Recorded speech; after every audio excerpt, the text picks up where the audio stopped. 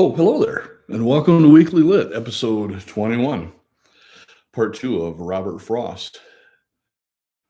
There was an overwhelming response to my request for people to do a little homework and read Directive, the poem by Robert Frost, from later in his career.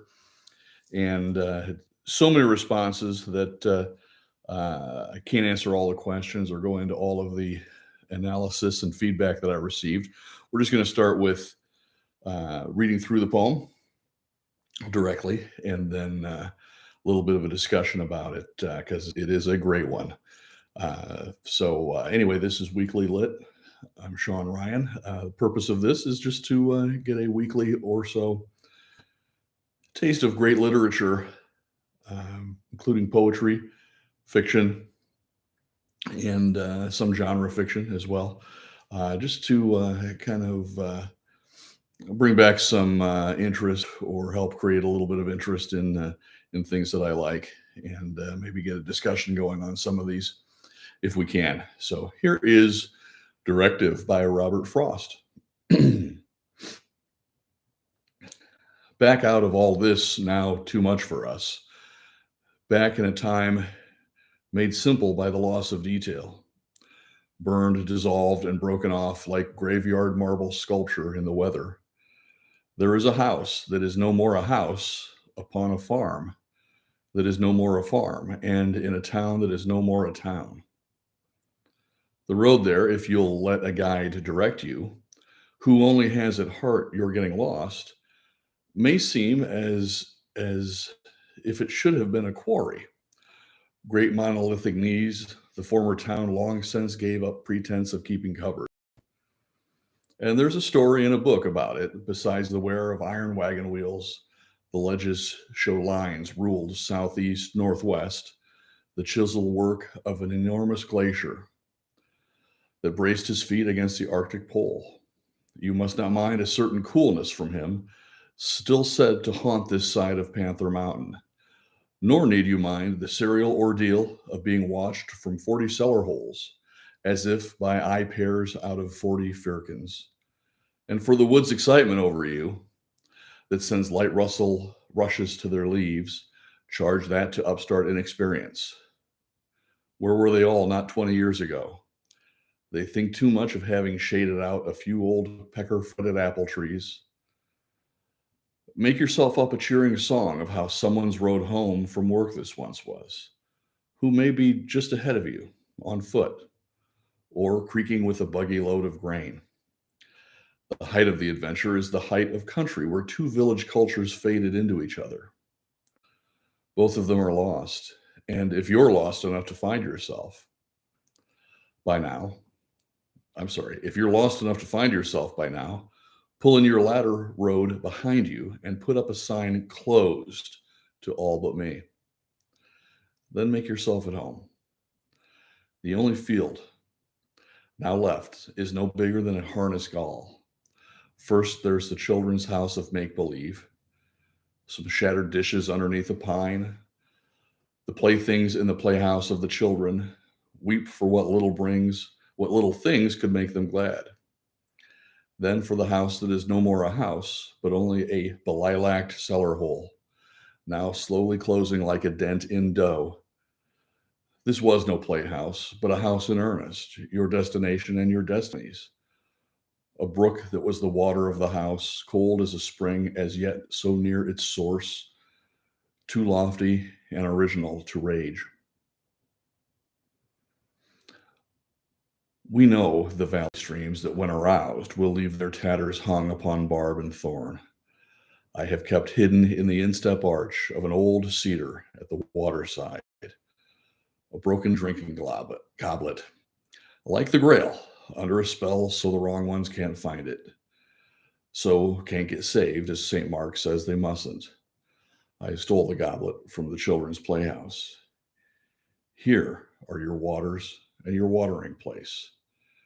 Drink and be whole again, beyond confusion. So that is Directive by Robert Frost. Just do kind of a little brief analysis of that.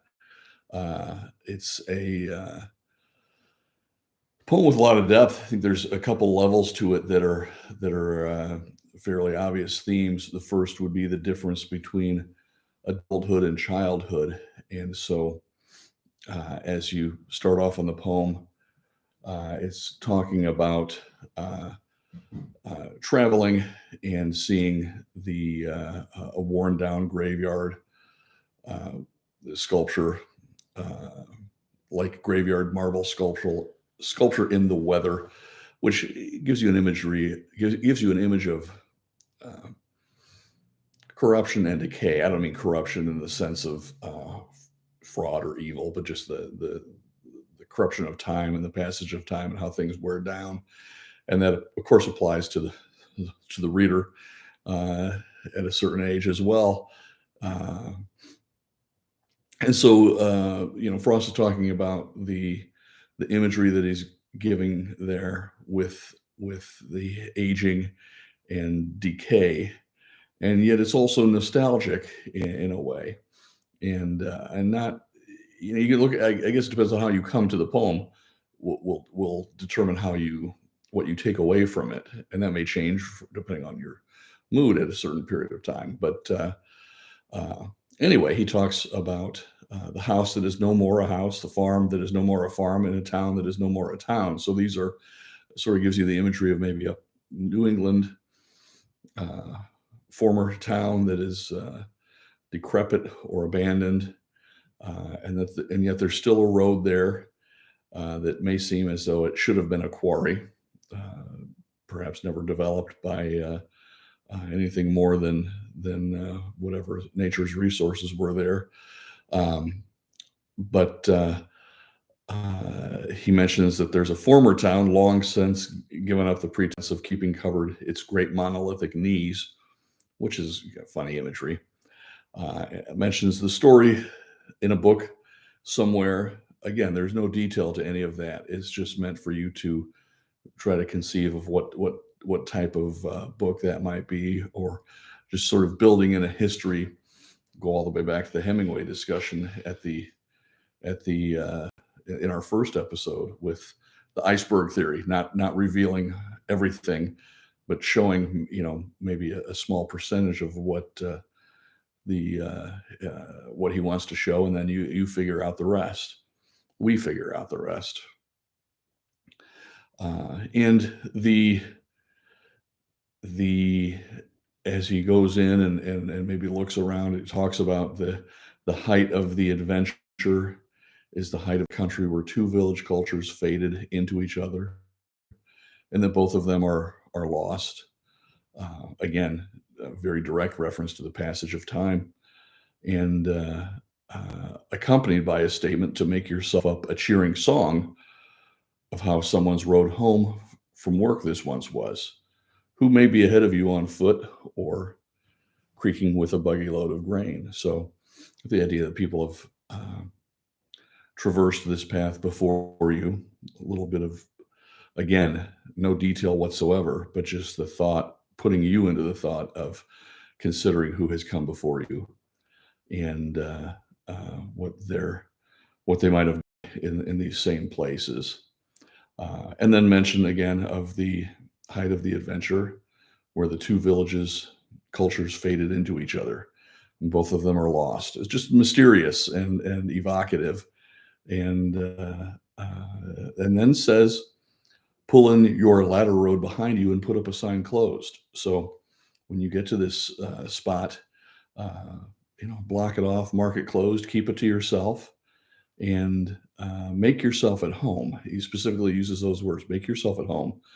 Uh, there's a children's play set there of playthings, which brings back again the passage of time and what has been, what is missing, or what has passed by, and so it's calling for reflection back to times past, and again referring to the house that is no more a house, but only a belilaced cellar hole. That's my favorite word in the whole poem. Belilaced. Didn't even know that word existed until reading this poem when I first read it, and so it's always been kind of a funny word to throw in there as I'm now accompanied by two cats and a dog coming into the studio here.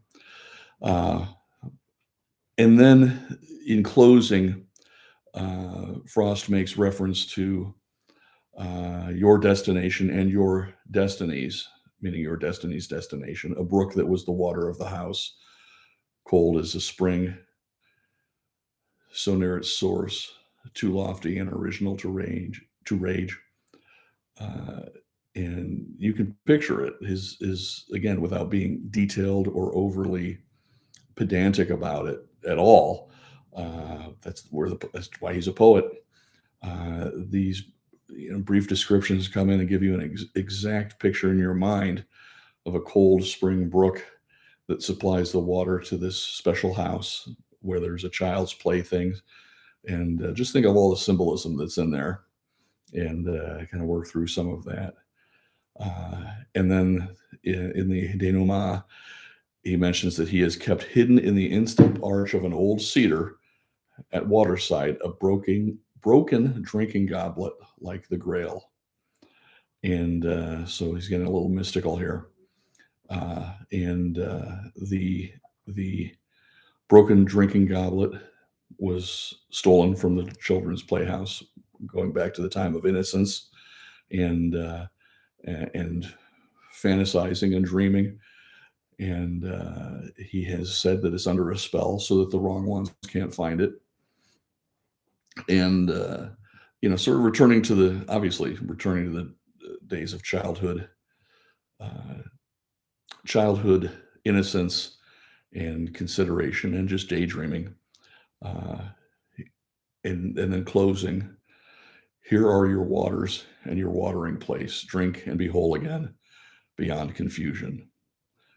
So maybe if we can find a place like that in our mind to revisit those times, uh, and or out in nature, of course, take them figuratively and literally, that we would find our waters and our watering place to drink and be whole again beyond confusion.